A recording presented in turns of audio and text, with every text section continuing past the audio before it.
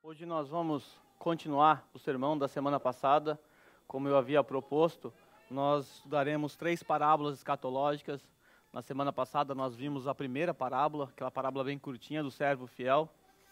E hoje nós vamos ver a parábola das 10 virgens, que é a parábola um pouquinho mais longa do que a anterior, mas uma parábola bem importante dentro desse contexto a qual ela está inserida.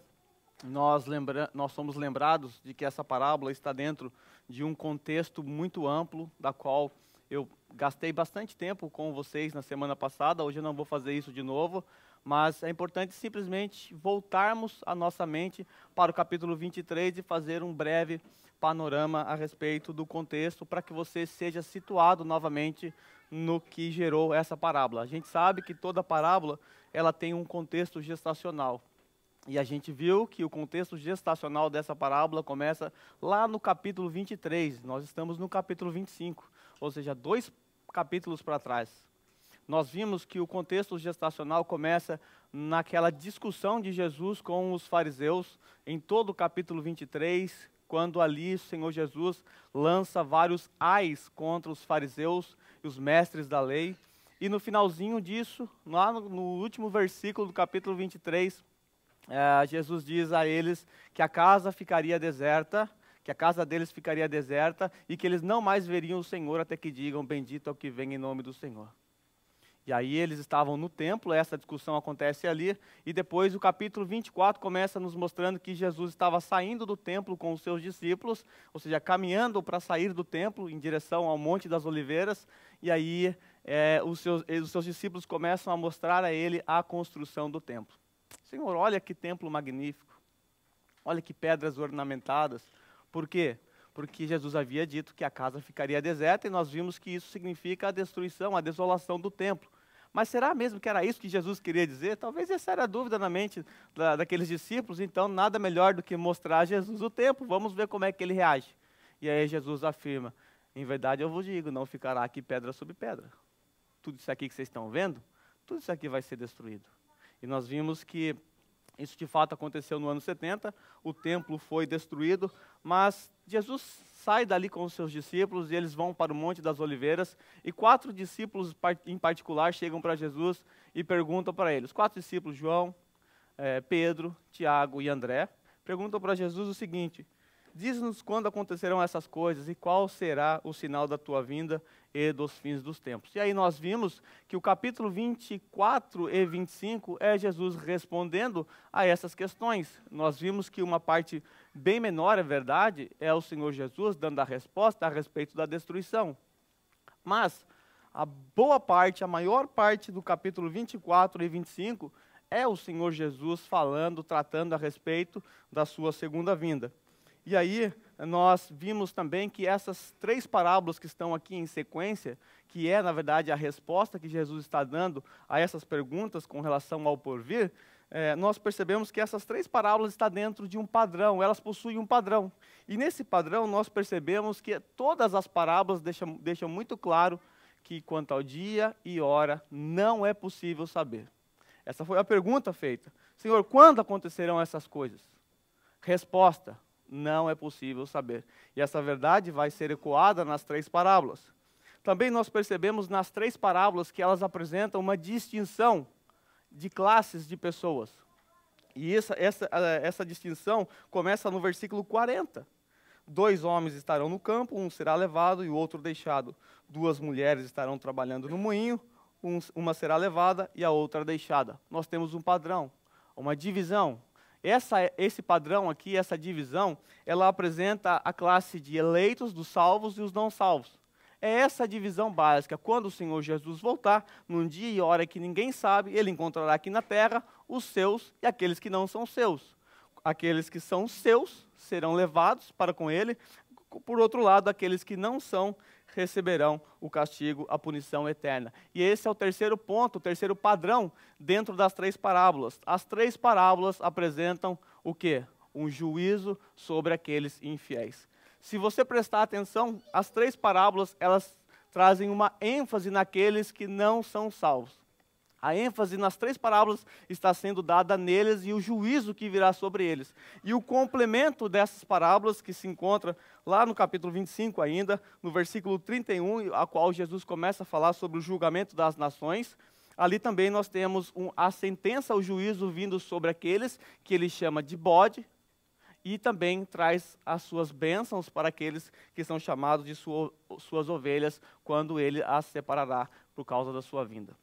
Então nós temos essa distinção de pessoas, nós temos o juízo e nós temos a resposta quanto ao dia e hora, não é possível saber. O versículo 42, ele começa a nos preparar para a chegada dessas parábolas.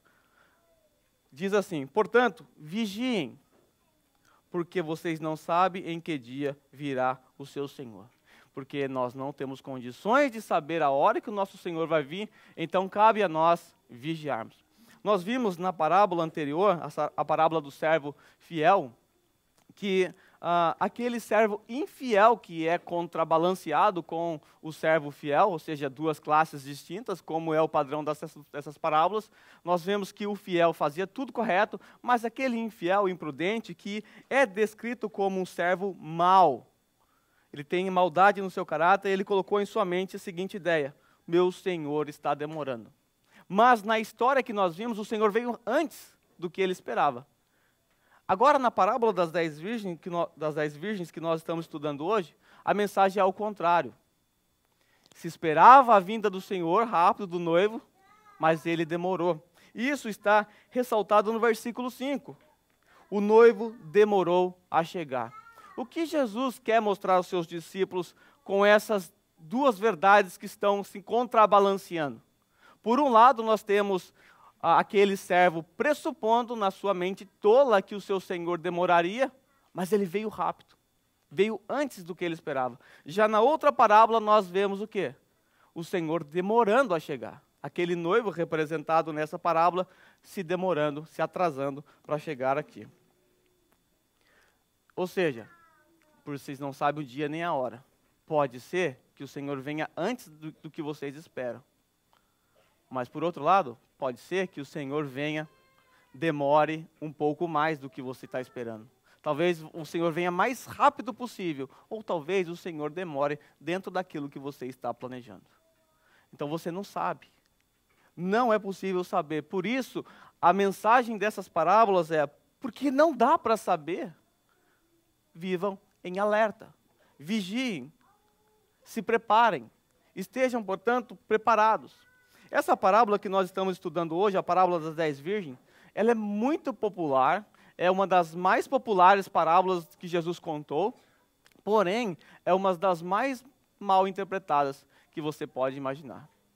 Basta você dar uma checada na internet que você vai ver o tanto de abobrinha que é dito sobre isso. Por quê? Porque, como eu já ensinei vocês, eu vou repetir isso novamente, nós não devemos atribuir significado às partes das parábolas. Se você assim o fizer, você fatalmente vai errar. Então, pessoas ao longo da história, aqueles que defendem a interpretação mais alegórica, tentaram atribuir significado às partes dessas parábolas. Algumas pessoas disseram o seguinte: vamos pegar uma das partes, por exemplo. Vamos pensar no óleo aqui. Alguns disseram: o óleo representa as obras, as boas obras, então nós temos que estar preparados com boas obras. Outros disseram, e essa é mais popular, talvez você conhece: o azeite aqui, o óleo representa o Espírito Santo. Então temos que estar cheios do Espírito Santo, ainda que tudo isso seja bonito, interessante. Esses elementos não estão aqui para representar essas certas realidades. Estão aqui simplesmente para um contexto geral e apontar uma verdade central, uma verdade única. Quer ver um exemplo? Quem é o noivo nessa parábola? Quem é o noivo? É evidente que, quanto a isso, é possível ter certeza que o noivo representa Jesus. Tenho certeza que você não tem dúvida quanto a isso, porque é muito claro. É muito claro dentro do seu contexto. E a pergunta que eu faço: e a noiva? Quem é a noiva? Quem é a noiva? Eu já vi alguns respondendo aí com a sua boca: e a igreja? Ok, se você disse que é a igreja, quem são as virgens prudentes? Agora o seu cérebro bugou, porque a igreja de novo. Percebe? A noiva, ela nem aparece no contexto da parábola. Ela nem aparece, ela é um sujeito oculto, é óbvio que está ali. Mas é um sujeito oculto, por quê? Porque ela não é importante para essa verdade que Jesus quer trazer. Então, muito cuidado ao atribuir às partes das parábolas significados. Não é assim que deve ser interpretada uma parábola. E voltando àquela interpretação de que o óleo aqui representa o Espírito Santo, por causa disso, alguns chegam à conclusão que essa é uma parábola usada para defender a tola doutrina da perda da salvação. Por quê? O óleo é o Espírito Santo, pressupõe esses aí. Aquelas virgens, as 10, estavam com óleo. Eu estou simplesmente reproduzindo, tá? Então, você está dormindo aí, presta atenção, não é isso que eu estou defendendo. Então, acorda, tá? Então, aquelas virgens, todas elas, as 10, receberam óleo. Elas tinham óleo, ou seja, todas tinham o Espírito Santo, todas eram salvas. Mas 5 não vigiaram, perderam a salvação. Será que é isso mesmo que essa parábola quer nos ensinar? Será que esses detalhes apontam para isso? É evidente que não. Porque quando nós olhamos as 3 parábolas, nós percebemos que elas estão dentro desse padrão de distinção de 2 povos, de 2 classes de pessoas, dos salvos e não salvos. O Senhor Jesus diz àquelas imprudentes, no versículo 12, a verdade é que eu não as conheço.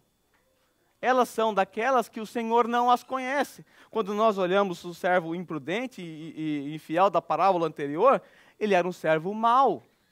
O seu caráter era mau. E quando nós olhamos a parábola dos talentos também, nós percebemos que aquele administrador, ele simplesmente desprezou, agiu com maldade. E aí o versículo 31 começa mostrando que quando o Filho do Homem vier em sua glória com todos os seus anjos e assentar-se ao seu trono de glória celestial, todas as nações serão reunidas diante dele, e ele vai fazer o quê? Ele vai separar uma das outras, como o pastor separa as ovelhas dos bodes. Bodes sempre são bodes.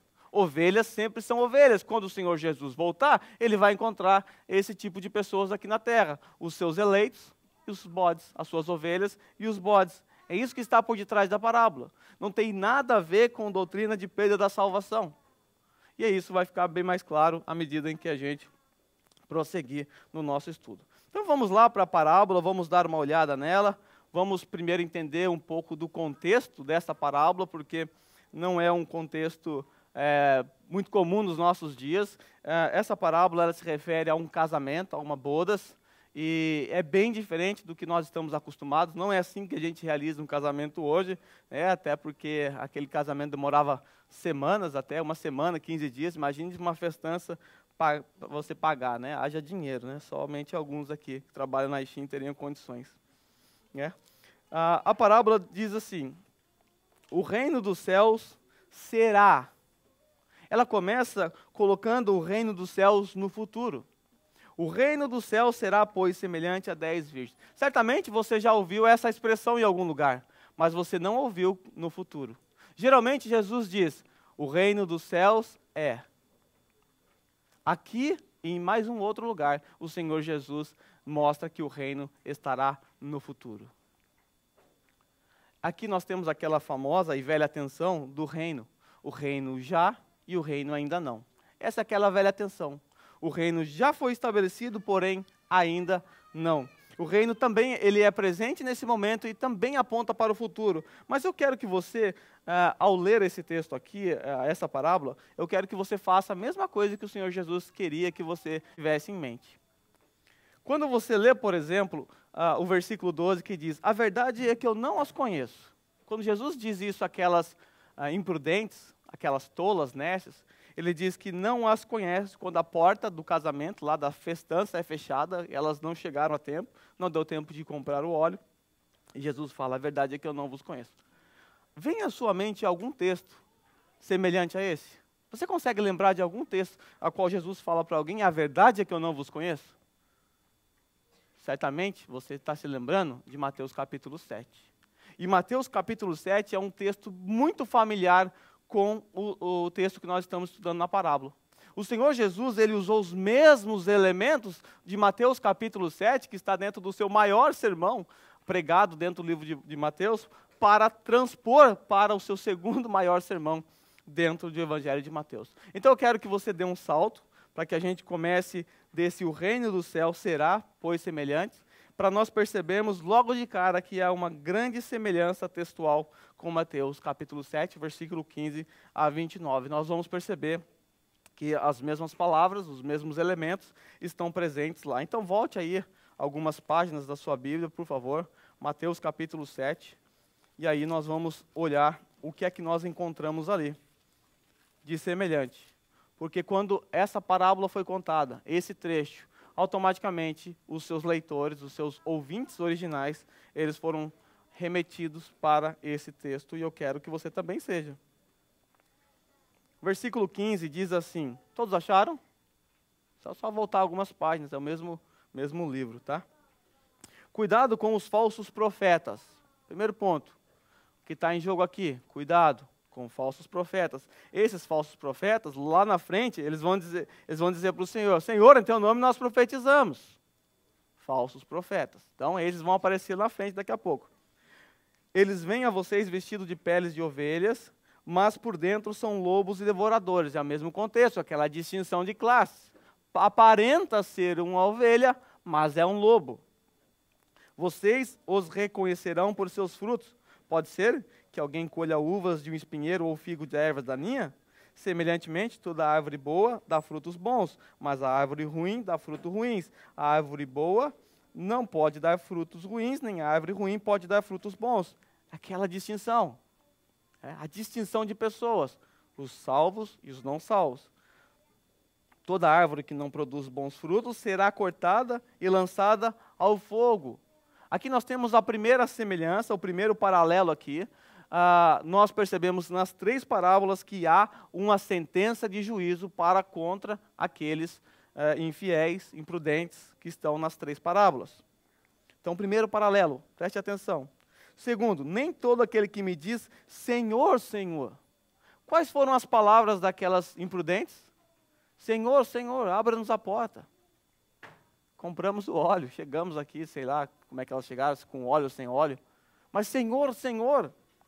E esses aqui também, naquele dia, dirão, Senhor, Senhor. Nem todo aquele que diz, Senhor, Senhor, entrará aqui no futuro também, apontando para o futuro, no reino dos céus. A mesma semelhança. Nós temos aqui um parentesco literário com Mateus capítulo 25. Nós temos, entrará no futuro, no reino dos céus. Mas apenas aqueles que fazem a vontade de meu Pai que estás nos céus. Muitos me dirão naquele dia. Que dia é esse? É evidente que não preciso explicar muito. Está se referindo ao dia da parousia, da volta do nosso Senhor. Muitos me dirão naquele dia, Senhor, Senhor, não profetizamos em teu nome? Em teu nome não expulsamos os demônios e não realizamos muitos milagres? De fato, essas pessoas fizeram essas coisas. E nós vimos aqui que são falsos profetas que estavam no meio do povo, falando em nome de Deus, mas que na verdade não eram dos do povo de Deus. Eram lobos. E eles fizeram essas coisas no nome do Senhor. E o Senhor diz a eles, nunca os conheci, afastem-se de mim, vocês que praticam o mal. Mesma palavra que o Senhor Jesus, que aquele noivo, representando o Senhor Jesus, dirigiu àquelas virgens imprudentes. A verdade é que eu nunca os conheci. Afastem-se de mim, vocês que praticam o mal. E aí o versículo 24, ele diz assim, seguindo aí, portanto, quem ouve essas minhas palavras e as pratica é como um homem prudente. Alguma semelhança com o texto que nós estamos lendo? Prudente também está lá. Aquelas virgens, as que levaram o óleo extra, são prudentes. O homem prudente que construiu sua casa sobre a rocha, caiu a chuva, transbordaram os rios, sopraram os ventos e deram contra aquela casa, e ela não caiu porque tinha seus alicerces na rocha. Mas quem ouve essas minhas palavras e não as pratica, é como um insensato. A mesma palavra usada naquela parábola, que construiu a sua casa sobre a areia. Tá aqui esse caiu chuva, transbordaram os rios, sopraram os ventos, deram contra aquela casa, não tem nada a ver com os nossos problemas do dia a dia. Isso está apontando para aquele dia, para os problemas, para tudo aquilo que permeia a nossa vida. Quando aquele dia chegar, aqueles que são dos eleitos do Senhor permanecerão em pé. porque a sua casa está edificada sobre a rocha. Está calcada a sua fé no nosso Senhor Jesus Cristo. Então tem nada a ver com os problemas que a gente passa aqui nessa vida. Antes é uma analogia daqueles que estarão preparados, que suportarão, por causa da graça do Senhor, a chuva, os rios, os ventos e qualquer tipo de coisa. Então nós percebemos claramente que aqui nós temos essas 5 distinções que aparecem. Nós temos o reino dos céus no futuro, Jesus falando que nunca os conhecia aqui, esses aqui no texto, mostrando para nós os prudentes e os insensatos nesse texto, mostrando que há um juízo do fogo que cairá sobre aqueles falsos profetas e aqueles que chamam também Jesus de Senhor, Senhor, mas que na verdade não são dos seus. Com isso em mente, nós precisamos agora voltar para o capítulo 25, porque Jesus está, ao contar essa parábola, está fazendo com que você se lembre do que está rolando, do que aconteceu lá no capítulo 7, que nós acabamos de ver. Mas o reino dos céus, então, ele aparece no futuro, e o texto diz que ele será semelhante a 10 virgens que pegaram suas candeias e saíram para encontrar-se com um noivo. Essas 10 virgens aqui não é para o noivo, tá? Alguns acabam defendendo essa ideia e, por não entender o contexto daquela época, alguns pensam que o noivo ele tinha 10 virgens, né? Não é muçulmano, né? A ideia não é essa. Essas virgens aqui, essas moças solteiras, elas eram uma espécie de dama de honra ou madrinhas que eram selecionadas pela noiva para uma função muito nobre. Elas realizavam a função mais importante naquela cerimônia. Elas traziam glória para o noivo. Essa era a função. Naqueles contextos, o que acontecia? O casamento ele era feito por 3 etapas, ele era antecedido por 2 etapas. A primeira etapa era o acordo. Nesse acordo, o casal fazia votos mútuos um para o outro e para os familiares, e então assim eles faziam esse voto. O segundo passo era o noivado. O noivado, para eles, para nós não, mas para eles tinha peso de casamento. Então, se um noivado se rompesse, ali caracterizava um divórcio. Você deve lembrar da história de José e Maria. Então, o noivado tinha esse peso.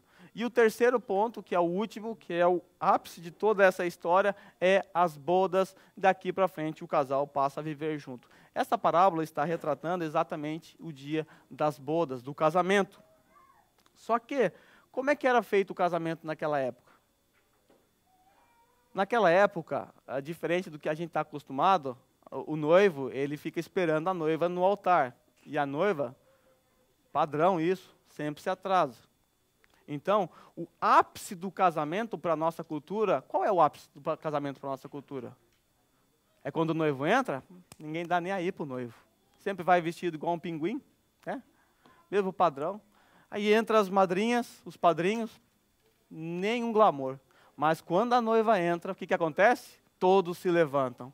Aí toca aquela marcha nupcial e todos ficam olhando, alguns com inveja, tal, ai que vestido feio, mas outros, nossa, que noiva linda. Mas é o ápice do casamento na nossa cultura, é a chegada da noiva. Para eles não. Para eles o ápice do casamento é quando o noivo chega. Quando ele aparecia, era aquele momento glorioso. E essas 10 damas, elas tinham uma função muito nobre: iluminar a chegada do noivo.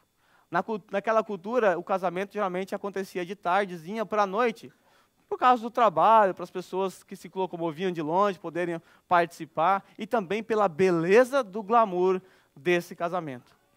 Então, o noivo, você não sabia a hora que ele ia chegar. Por quê? Porque antes de ir buscar a noiva na sua casa, a noiva ficava na sua casa, e o noivo ia na casa, em outro lugar, ou na sua própria casa, conversar com os pais da noiva para acertar questões relacionadas aos dotes e detalhes relacionados a isso, heranças e tal. E isso demorava algum tempo, porque girava uma discussão em torno disso. Às vezes não havia um acordo rápido para poder liberar o noivo, então havia uma discussão.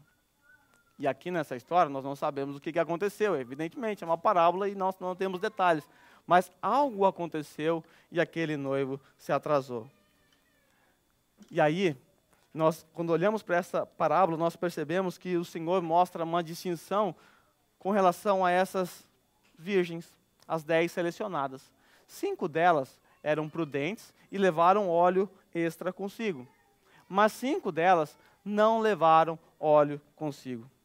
Mas isso era uma coisa tão óbvia, era tão assim, óbvio que é ridículo o que elas fizeram. Todo mundo sabia que para você manter uma tocha acesa, você precisaria de óleo. Os estudiosos dizem que uma tocha dessa, né, diferente de uma lamparina que você está acostumado a ver nos desenhos ou nos filmes, aqui nós estamos falando de uma tocha que era amarrado um pano apertado muito bem forte e encharcado no óleo para iluminar. Os estudiosos dizem que essa tocha durava apenas 15 minutos e ela precisava novamente ser encharcada no óleo para que aquele pano não queimasse rápido. Mas essas virgens não fizeram o óbvio, por isso elas são insensatas, não usaram o senso. É como, exemplo, não chega perto disso, mas no nosso tipo de casamento, por exemplo, o que você espera de uma madrinha no casamento? Que ela, pelo menos, vá vestida com uma roupa adequada. Vocês esperam presentes caros, eu sei, né? Mas também isso faz parte. Mas esperamos que, pelo menos, a roupa esteja adequada àquela cerimônia. O que essas aqui fizeram foi como se aquela noiva chegasse de roupa toda rasgada, de chinelo havaianas. Ou seja, não cumpriu com o mínimo esperado para aquela cerimônia, para aquele ritual. Elas não levaram óleo extra. E aí o texto nos mostra que, por isso, elas eram insensatas. As insensatas pegaram suas candeias, mas não levaram óleo. Então preste atenção no versículo 3. As prudentes, porém, levaram óleo em vasilhas junto com suas candeias. Era o mínimo que se esperava. O noivo demorou a chegar. Aqui nós temos um texto chave para entendermos a mensagem dessa parábola. E o noivo demorou a chegar e todas ficaram com sono e adormeceram. Não tem nada de problemático aqui de dormir. As 10 dormiram porque o noivo demorou a chegar. Então, é evidente que elas todas apagaram suas tochas, né, para aguardar a chegada do noivo, porque ninguém vai dormir com tocha acesa, não vai queimar o cabelo, vai queimar o vestido. Então, elas foram dormir. E o versículo 6 nos mostra aqui a meia-noite. A NVI traduziu como a meia-noite, mas há uma possibilidade de ser no meio da noite. Aí os tradutores, eles estão com um pouco de dúvida com relação ao que realmente esse texto significa. Será que é meia-noite, ao meio da noite? Ao que tudo indica, ao meio da noite, para ressaltar ainda mais a demora do noivo. Porque essa é a ideia da mensagem. Mas vamos trabalhar com meia-noite. É um horário muito tarde para um casamento, não é verdade? Esse noivo superou todas as noivas que eu conheço. Esse se atrasou e muito. Então ele chegou ao meio da noite, e quando ele estava a caminho, um dos arautos começaram a gritar o seguinte: o noivo se aproxima, saiam para encontrá-lo. E aí, o versículo 7 nos diz que todas as virgens acordaram e prepararam suas candeias. O que elas tinham que fazer agora? Preparar, porque estavam apagadas. Então, preparar consiste em amarrar bem amarrado aquilo, porque se aquilo se solta, isso poderia prejudicar todo o glamour do noivo que estava chegando. Então elas começam a preparar, a amarrar aquilo bem amarrado, começam a encharcar, começam a acender o fogo novamente. Aí, nós percebemos o seguinte: as insensatas, versículo 8, disseram às prudentes: dê-nos um pouco do seu óleo, pois as nossas candeias estão se apagando. É óbvio. Se com óleo 15 minutos, sem óleo não vai durar nada, vai se apagar. Aquele pano vai ser consumido muito depressa. E aí as prudentes responderam: não, pois pode ser que não haja o suficiente para nós e para vocês. Vão comprar óleo para vocês. Se nós compartilharmos o nosso óleo com vocês, pode ser que quando o noivo chegar, nós atrapalharemos toda a cerimônia. E o noivo não será honrado como ele merece, não será glorificado como ele merece. Então, não vão comprar. Mas qual é o problema? À meia-noite ou ao meio da noite, onde é que você vai encontrar óleo? É um problema. Não havia Combine 24 horas naquele dia lá, 7-Eleven, que vendia óleo. Problema, certamente essa era uma missão impossível. Uma missão impossível de ser realizada. Mas elas saíram para comprar óleo. Aí o texto nos mostra que ao elas saírem, o noivo chegou. E o texto nos diz, no versículo 10, que as virgens que estavam preparadas, então preste atenção na palavra, preparadas, entraram com ele para o banquete nupcial. Aquelas que receberam o noivo no caminho, que iluminaram o seu caminho, que dançaram na frente do noivo, até que ele chegasse à casa da noiva para receber a sua noiva, essas aqui que estavam preparadas, a elas foi dado o direito de participar do banquete nupcial. Depois que o noivo buscava a sua noiva, eles iam para um local especial, provavelmente a casa do noivo, e ali era realizado a festa nupcial, o grande banquete nupcial que durava alguns dias ou até semanas. Haja dinheiro. E o texto nos mostra o seguinte, que a porta foi fechada. Depois que as prudentes entraram com o noivo, a porta foi fechada. A porta não mais seria aberta. Foi encerrado a possibilidade de qualquer pessoa entrar aqui. E o texto nos mostra que mais tarde, não sabemos quanto tempo demorou, nem sabemos se elas conseguiram óleo ou não, mas isso pouco importa. A cerimônia já se passou, elas perderam a oportunidade de glorificar o noivo. Por quê? Porque são imprudentes, são insensatas, são tolas, nécias, e outros adjetivos que você conseguir imaginar para elas. E aí elas começam a bater na porta e a clamar pelo Senhor. Senhor, Senhor, abra-nos a porta, abra para nós queremos entrar. Por favor, abra a porta, Senhor. E o versículo 12 diz que o noivo responde o seguinte: a verdade é que eu não os conheço. Eu não os conheço. Quando os professores, naquela época, eles tinham um aluno indisciplinado, um aluno que não aprendia, que era uma vergonha para aquele professor, eles usavam essa expressão para o aluno, em público. Eu não vos conheço. Isso era uma palavra de desprezo. Não é de conhecimento de não saber quem é, mas você é uma vergonha. Você é uma vergonha para ser tratado como um dos meus alunos. Você não condiz com aquilo que eu tenho ensinado. É uma palavra muito dura e severa que rebaixava um aluno nessa condição. E aqui nós temos essa palavra bem dura e severa. Eu não as conheço. Vocês são uma vergonha. Vocês não fizeram com o mínimo esperado. O mínimo que se esperava de uma dama, de uma madrinha, é que ela portasse em suas mãos óleo extra. O mínimo que se esperava era que essas damas, essas madrinhas, iluminassem a chegada do noivo. Mas vocês foram imprudentes. Eu não os conheço. Vocês são uma vergonha. E aí elas ficaram para o lado de fora. E aqui nós temos o juízo, que é um dos padrões que nós encontramos nas 3 parábolas.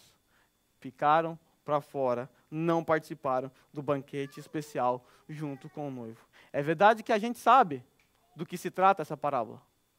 Nós sabemos que o noivo aqui representa o nosso Senhor Jesus Cristo.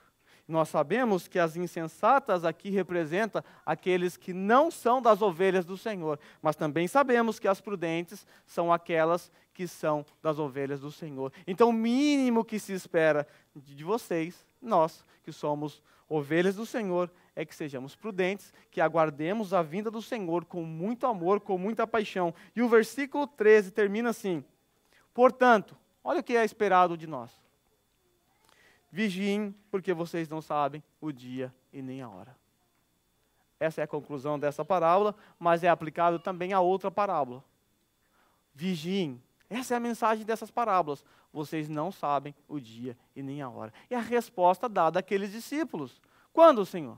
Quando é que vão acontecer essas coisas? Vocês não sabem o dia e nem a hora. Pode ser que seja rápido, ou pode ser que demore. O fato é, estejam, portanto, preparados, vigiem, porque vocês não sabem nem a hora, nem o dia. E quando o Senhor voltar, quando o noivo entrar, ele vai encontrar o seu povo aqui na terra. Mas no meio desse povo, certamente ele encontrará o joio misturado com o trigo. Encontrará o bode misturado com as ovelhas. E aí ele as separará, como nós lemos no versículo 31 em diante. Quando o Filho do Homem vier em sua glória com todos os anjos e assentar-se no seu trono de glória celestial, todas as nações serão reunidas diante dele. O noivo chegou. As bodas aconteceram. E aí ele vai fazer o quê? Ele vai separar umas das outras, como o pastor separa as ovelhas dos bodes, e colocará as ovelhas à sua direita e os bodes à sua esquerda. Então o rei dirá aos que estiverem à sua direita, aqueles prudentes, os seus filhos: venham benditos de meu Pai e recebam como herança o reino que lhes foi preparado desde a criação do mundo. Nas parábolas, o que nós vemos é uma ênfase na justiça e no juízo de Deus contra os infiéis.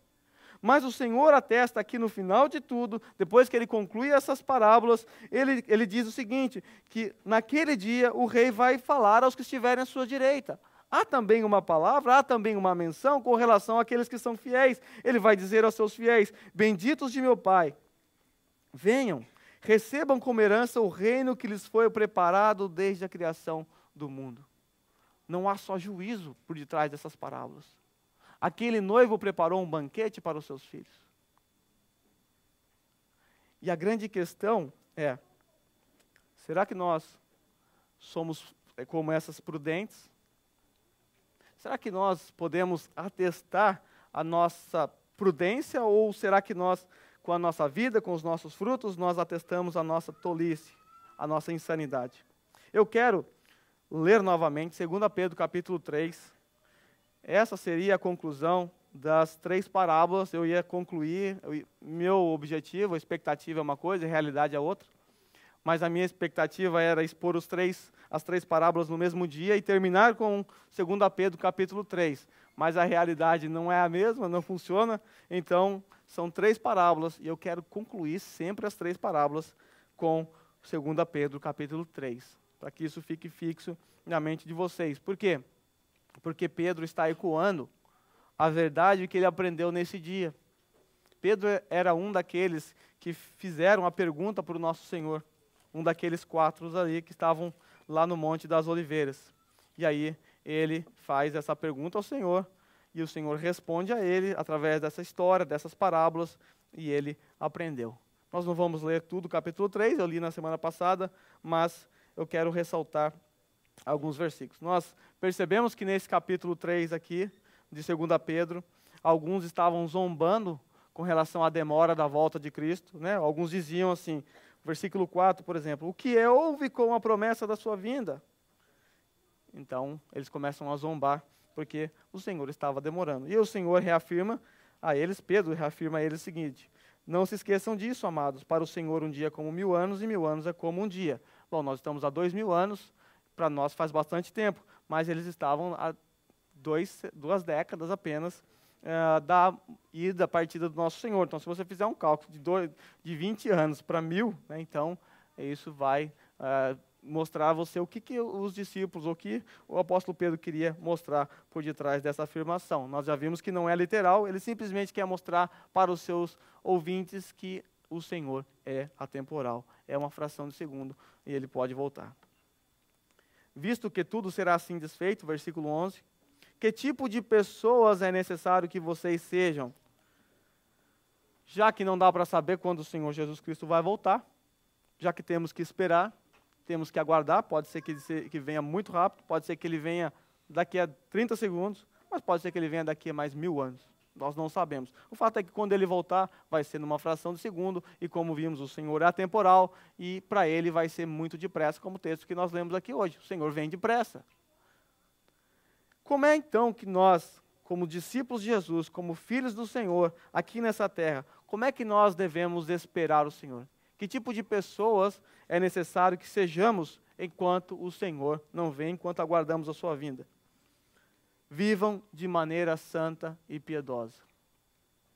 Enquanto nós aguardamos a volta do nosso Senhor, somos exortados pelo apóstolo Pedro, pela palavra de Deus, a viver aqui nessa terra uma vida santa e piedosa. Esperando o dia de Deus, nós devemos, enquanto aguardamos a vinda de Jesus Cristo, nós devemos esperar com ansiedade até mesmo, esperar com desejo. Nós vimos que o versículo 12, que termina apressando a sua vinda, na verdade, a tradução melhor, segundo a própria sugestão de outros tradutores aqui, é aguardando com ansiedade a vinda do dia de Deus. Nós temos que aguardar com ansiedade a volta do nosso Senhor. Aguardar, pensar nessas coisas, refletir sobre essas coisas. Como eu disse na semana passada, esse é um tema muito pouco explorado nos dias de hoje. Pouco se fala sobre a vinda do nosso Senhor. Esse é um assunto praticamente esquecido, e eu já expliquei o porquê. Porque pessoas esperavam que ele voltasse até o ano de 2000. E ele não voltou. E aí as pessoas se frustraram. Se você não viu, depois você assiste lá no YouTube que está lá. Versículo 14. Portanto, amados, enquanto esperam essas coisas, que são essas coisas? O retorno do nosso Senhor, a volta dele. Empenhem-se para serem encontrados por ele em paz, imaculados, inculpáveis. Nós, enquanto aguardamos a volta do nosso Senhor, enquanto esperamos essas coisas acontecerem, a sua volta, a sua vinda, nós devemos nos empenhar para sermos encontrados por ele em paz, imaculados e inculpáveis. Versículo 17. Portanto, amados, sabendo disto, guardem-se para que não sejam levados pelo erro dos que não têm princípios morais.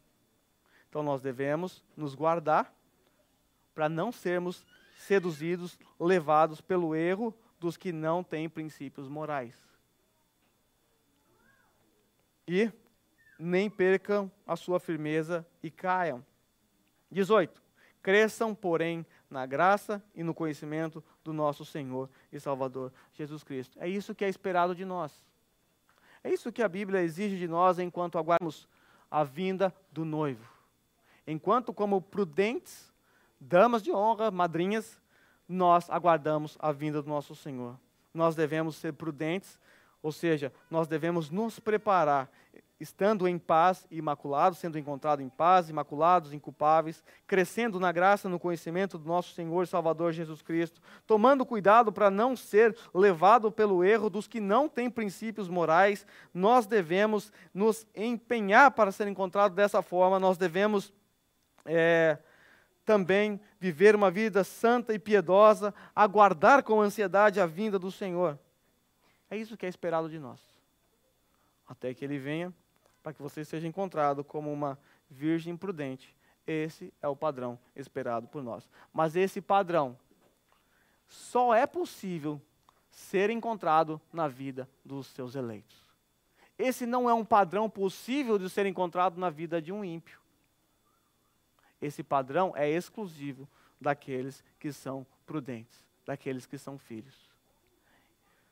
Portanto, se nós encontrarmos dificuldades hoje em desenvolver isso que é esperado de nós, nós devemos clamar a Deus, pedir ao Senhor que nos ajude. Porque de nós mesmos, na verdade, nós não temos forças para nos encontrarmos inculpáveis, como ele diz aqui, imaculados. Nós sabemos que somos manchados pelo pecado, somos falhos, sujeitos a todo mal. Mas pela graça do nosso Senhor, pela bondade dEle, nós podemos, por Ele, nele ser apresentados diante de Deus inculpáveis. Por quê? Porque quando nós nos apresentamos diante de Deus, Ele vê o seu próprio Filho nos seus eleitos. Só por causa disso. Então é nele. E o final do versículo, por conta de tudo isso, ele diz assim: a Ele seja a glória, agora e para sempre. Amém. Se você consegue se encontrar 100% da sua vida imaculado, inculpável, com todas essas características que é esperado em nós, não há nenhum mérito em você. É a Ele a glória para todo sempre. Amém. Porque é por causa dele que nós nos mantemos em pés firmes. Então, irmãos, a mensagem que a parábola traz para nós é a mensagem que eu concluo hoje. Portanto, porque vocês não sabem o dia nem a hora, estejam preparados. Essa é a característica de um eleito do Senhor, estar preparados.